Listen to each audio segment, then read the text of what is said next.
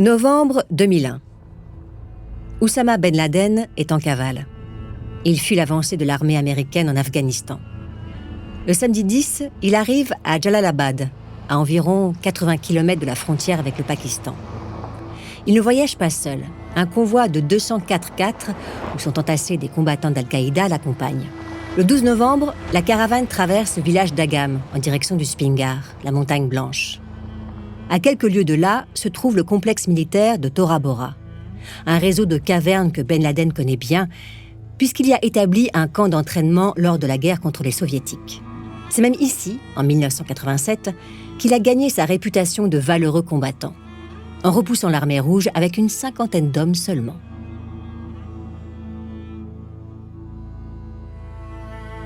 Dans la vallée du Panjshir, tout juste libéré des talibans, Gary Bernstein dirige une unité opérationnelle de la CIA. Bernstein est convaincu que Ben Laden retourne à Tora Bora. Le terroriste espère certainement réitérer son exploit de 1987. Pour sa capture, la CIA ne peut pas compter sur les forces américaines occupées sur d'autres fronts.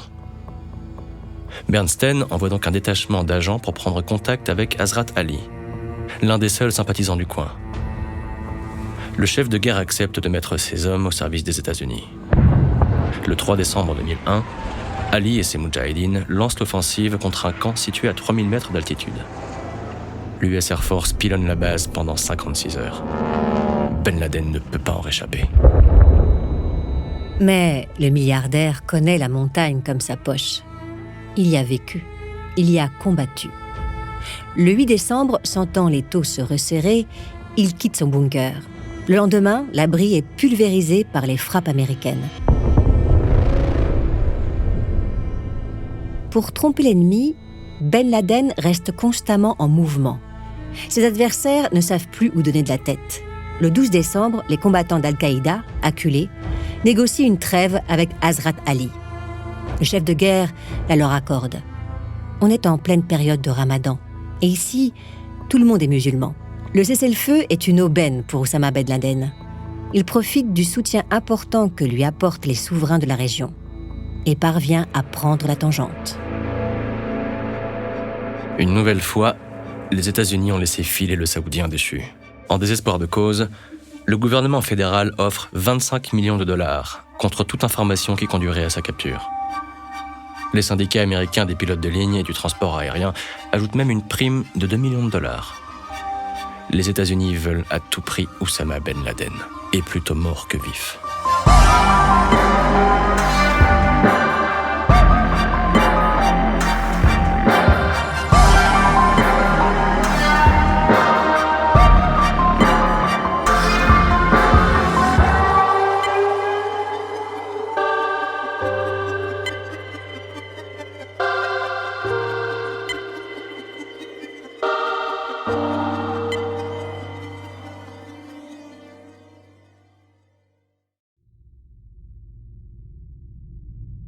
Automne 2002. Ben Laden a encore de nombreux amis parmi les élites économiques et religieuses du monde arabe. Ce sont eux qui lui permettent de disparaître des radars. Il laisse l'Occident croire qu'il est mort sous les bombes américaines. Le temps de se retourner, de faire redescendre la pression. Dans sa fuite, hors de l'Afghanistan, Ben Laden a semé derrière lui des preuves accablantes de sa responsabilité dans les attentats du 11 septembre 2001. Une vidéo, notamment, tournée 2 mois après les attentats, lors d'un dîner aux côtés de son bras droit, Ayman al-Zawahiri. Devant la caméra, Ben Laden évoque les détails de l'opération, le sourire aux lèvres et le ton badin. L'enregistrement se conclut par un poème en forme de déclaration de guerre. « Nous ne cesserons pas notre lutte tant que nos terres ne seront pas libres. » 12 octobre 2002. Il est 23h05, à Kuta, une station balnéaire de Bali, très prisée par les touristes occidentaux. Au Paddy's Pub, les vacanciers prolongent leur journée autour d'un verre, s'égosillant pour s'entendre. Ils ne prêtent pas attention à l'homme qui vient de rentrer dans le bar, ni à son sac à dos rempli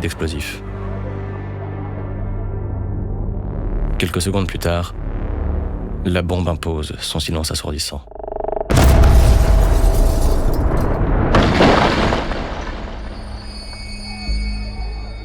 Le mouvement de panique est immédiat.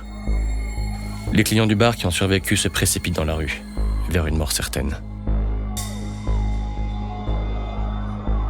20 secondes plus tard, sur le trottoir d'en face, une camionnette Mitsubishi explose.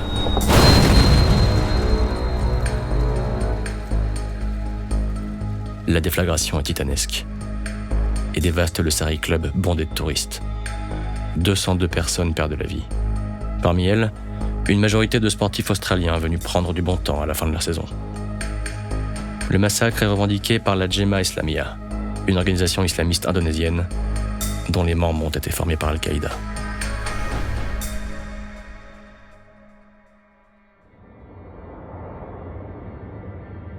C'est le moment que Ben Laden choisit pour redonner signe de vie. Le 12 novembre 2002, la chaîne qatari Al Jazeera diffuse un enregistrement audio du milliardaire djihadiste. Ben Laden soutient que l'attentat de Bali est une réaction légitime à l'impérialisme occidental. Le leader du terrorisme islamiste s'est ménagé le suspense. Après un an de silence radio, son annonce fait l'effet d'une bombe, tant du côté de ses partisans galvanisés par sa résurrection que du côté des États-Unis, qui n'en ont pas fini avec leurs démons. Le retour sur le devant de la scène de Ben Laden ridiculise la première puissance mondiale. Les services de renseignement américains n'ont aucune idée de l'endroit où il se trouve. Pour sauver la face, le président George W. Bush relativise son importance et poursuit sa guerre contre le terrorisme, débutée un an plus tôt en Afghanistan. Cette fois-ci, c'est l'Irak de Saddam Hussein qui est visé. Les États-Unis accusent le dictateur irakien de soutenir Al-Qaïda et de fournir à l'organisation terroriste des armes de destruction massive. Le 20 mars 2003, l'US Army envahit l'Irak. Le conflit dure 9 mois et s'achève par l'exécution de Saddam Hussein. Les Américains mettent en place un nouveau gouvernement et confient le pouvoir aux chiites, l'une des deux communautés musulmanes qui composent le pays. Écartés du pouvoir, une partie des sunnites prennent les armes sous la houlette d'Abu Musab al-Zarqawi. Le 27 décembre 2004, Al Jazeera diffuse un enregistrement audio de Ben Laden qui désigne al-Zarqawi comme son adjoint. C'est le début d'Al-Qaïda en Irak.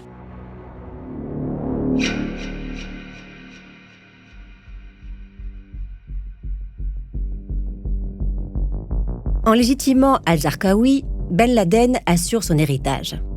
Le 1er mars 2003, Khalid Sheikh Mohammed, le cerveau des attentats du 11 septembre, est tombé aux mains de la CIA. Ben Laden sait que ses ennemis finiront par le retrouver lui aussi. Alors il œuvre pour que son organisation lui survive.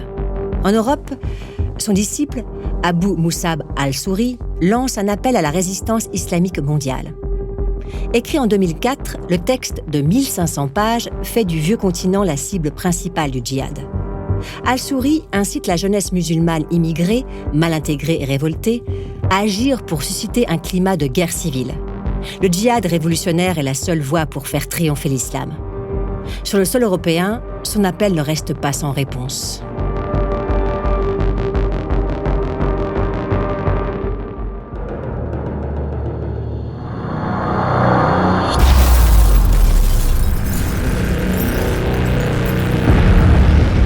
Le 11 mars 2004, 10 bombes éventrent 4 trains de banlieue madrilène. Il est un peu plus de 7h30, l'heure de pointe dans la capitale espagnole.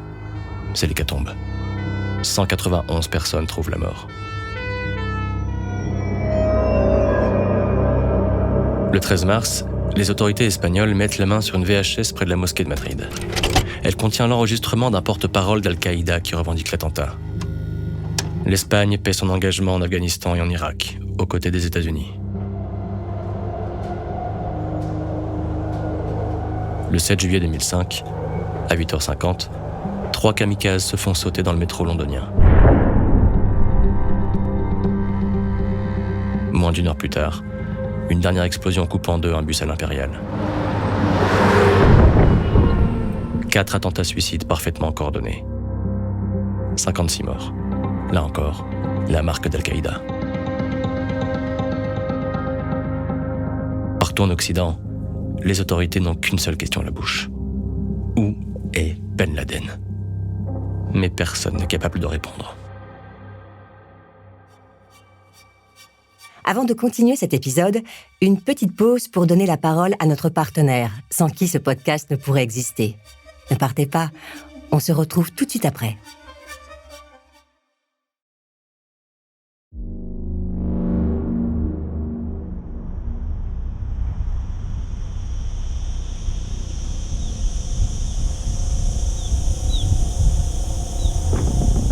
Depuis 2005, le milliardaire vit dans une résidence fortifiée au nord du Pakistan, à Abbottabad, plus exactement, à une 50aine de kilomètres de la capitale. Ben Laden a quitté ces montagnes parce qu'il est malade et qu'il est plus facile de se faire soigner en ville. Mais pas uniquement. Avec un toit sur sa tête, il échappe bien plus efficacement à la surveillance des drones américains qui sillonnent la région. Le complexe fortifié, ceint de murs d'au moins 3,70 m de hauteur, est composé de plusieurs cours et d'une habitation de 2 étages. L'ex-saoudien occupe le dernier, protégé de la curiosité des passants par un mur d'intimité de 2,10 m. La maison abrite également sa famille et ses hommes de confiance, les frères Abu Ahmed et Abrar al-Kawiti. Pour limiter les risques de se faire repérer, Ben Laden reste cloîtré dans sa chambre. Il n'a de contact avec l'extérieur que par l'intermédiaire d'Abu Ahmed. En 2010, la CIA repère le messager du milliardaire dans les rues d'Abbottabad. Pour l'identifier, les services du renseignement américain ont soumis à la torture par l'eau plusieurs membres d'Al-Qaïda emprisonnés à Guantanamo. Aussitôt, les agents de la CIA prennent en filature Abu Ahmed al-Kuwaiti. Ils le voient entrer dans un complexe fortifié qu'ils mettent sous surveillance satellite. Les images leur apprennent qu'un 3e homme vit avec Abu Ahmed et son frère. Il sort très peu et toujours coiffé d'un grand chapeau qui empêche son identification. Pour la CIA, cet homme pourrait bien être Oussama Ben Laden.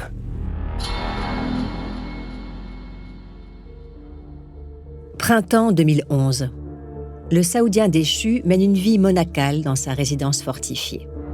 Il n'a ni Internet, ni téléphone et passe ses journées à regarder la télévision. Sa dernière intervention publique remonte à mars 2010. Il menaçait alors d'assassiner tout Américain qui serait fait prisonnier par Al-Qaïda si les États-Unis condamnaient à mort Khalid Sheikh Mohammed. Ben Laden se contente désormais d'un quotidien austère, très loin du luxe dans lequel il a grandi. Les enfants al-Kuwaiti croient même qu'il est trop pauvre pour s'acheter quoi que ce soit. La mascarade fonctionne, mais plus pour longtemps.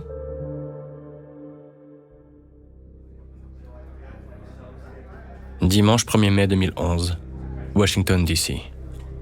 À la Maison-Blanche, la salle de crise est prête pour recevoir le 44e président des États-Unis d'Amérique, Barack Obama. Le chef de l'exécutif a donné son feu vert pour l'opération Trident de Neptune. Depuis 2 semaines, un commando de Navy SEALs, les forces spéciales de la marine américaine, s'entraîne en vue de prendre d'assaut la résidence d'Oussama Ben Laden. Le groupe a rejoint l'Afghanistan 5 jours plus tôt et stationne à Jalalabad en attendant de passer à l'action. Aujourd'hui, c'est le grand jour. Les SEALs s'apprêtent à monter à bord des 2 hélicoptères Black Hawk qui doivent les conduire au Pakistan. Dans quelques heures, Ben Laden pourra cesser d'être le terroriste le plus recherché au monde. Barack Obama arrive à 14h à la Maison-Blanche, après avoir joué quelques trous au golf, histoire de se détendre. Il rejoint ses conseillers en salle de crise et prend son mal en patience. Il est presque 16h quand Leon Panetta, le directeur de la CIA, annonce que les Navy SEALs approchent d'Abbottabad.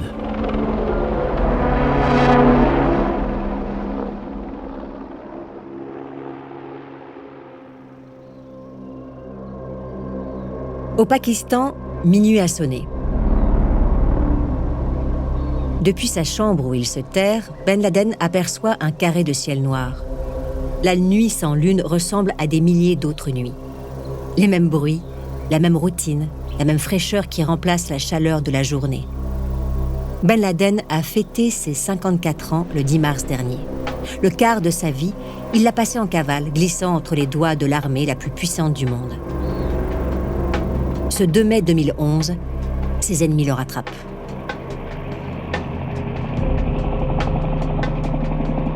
À bord des deux Black Hawk, les Navy Seals gardent le silence. Le sang bat leur tempe au rythme des hélices. Les hommes du commando répètent chaque détail de l'opération dans leur tête. Et particulièrement le nom de code qu'ils doivent annoncer à la radio quand ils auront trouvé Ben Laden. Geronimo. Les Seals savent qu'ils n'ont pas le droit à l'erreur. La nation américaine compte sur eux. Bientôt, la résidence fortifiée apparaît dans les lunettes à vision nocturne.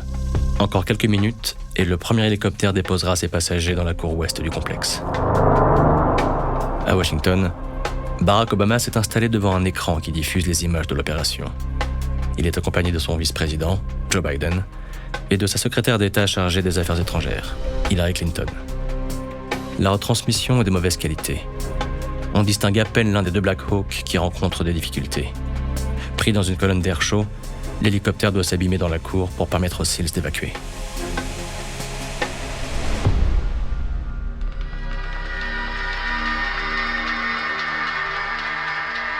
Le crissement féroce du métal parvient aux oreilles de Ben Laden et de ses deux femmes qui se trouvent dans la chambre avec lui. Dans la maison, tout le monde est en alerte. Ben Laden n'a aucune échappatoire. Pour repousser ses assaillants, il s'en remet aux frères Al-Kuwaiti et aux portes en métal qui cloisonnent les étages. Bientôt, des détonations retentissent et se rapprochent, renseignant Ben Laden sur la progression des hommes qui viennent l'abattre. Les Seals s'engouffrent au rez-de-chaussée du bâtiment principal. Ils viennent de nettoyer la maison d'hôte où logeait Abu Ahmed Al-Kuwaiti. Son frère Abrahar et sa femme ont également été abattus. Effrayés, les enfants du couple courent se mettre à l'abri. Le commando s'arrête devant la porte en métal qui bloque l'accès à l'escalier du premier étage. Une charge de C4 a raison d'elle. 3 hommes commencent à monter au niveau supérieur. L'un des fils de Ben Laden, Khalid, les accueille avec une salve de Kalachnikov. Il est immédiatement refroidi. Ben Laden n'a pas quitté sa chambre. Ses 2 femmes non plus. Il entend la dernière porte céder. À présent, seul un panneau de bois les sépare de la mort.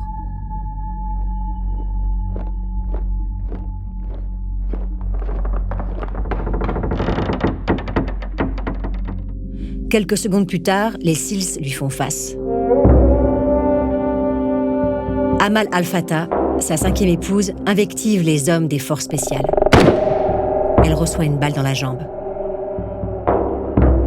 Le point rouge d'un viseur laser s'arrête sur la poitrine de Ben Laden, ne lui laissant d'autre choix que d'accepter son sort.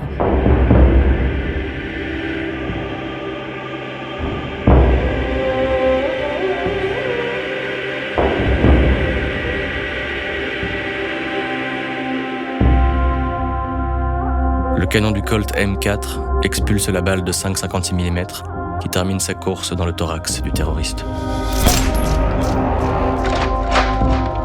Le leader d'Al-Qaïda bascule en arrière.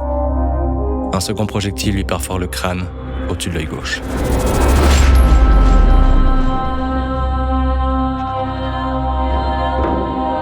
Il n'a jamais été question pour les Américains de capturer Ben Laden vivant.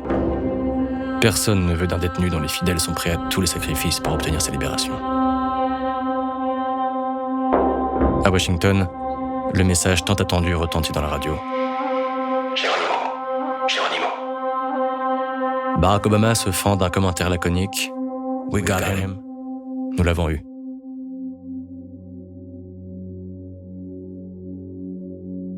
Oussama Ben Laden, le commanditaire de l'attentat le plus meurtrier de l'histoire, est mort. L'Amérique a accompli sa vengeance, 9 ans, 7 mois et 20 jours après les attentats du 11 septembre 2001. Mais les Navy Seals n'en ont pas fini. Ils récupèrent l'ensemble des documents présents dans la résidence. La CIA espère y trouver de quoi démanteler Al-Qaïda. Car si son leader est mort, Ayman al-Zawahiri est tôt disposé à reprendre le flambeau.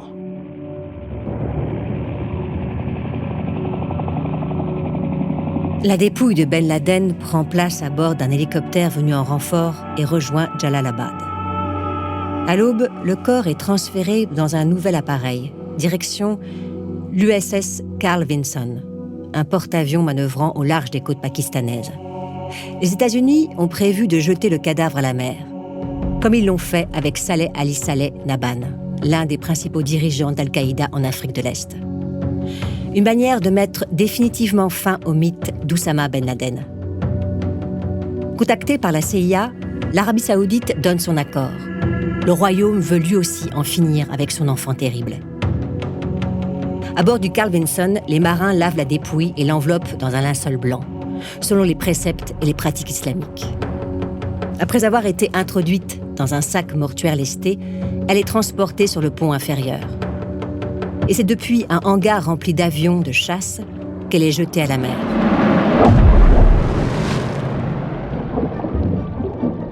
« 7 mètres plus bas, le corps d'Oussama Ben Laden, fondateur de la plus grande organisation terroriste de l'histoire, ennemi public numéro 1 et cauchemar absolu de l'Occident, coule à pic, englouti par l'océan.